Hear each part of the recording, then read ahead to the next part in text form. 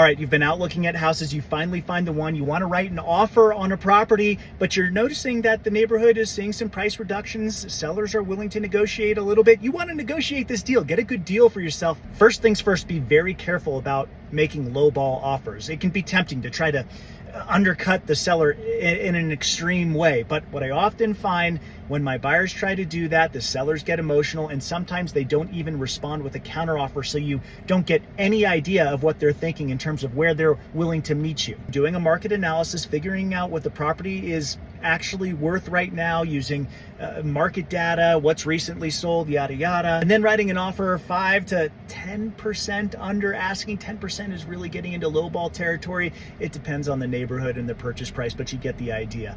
Come in under asking and figure out what your number is. Like, draw a line in the sand. Where are you willing to walk away from this property at?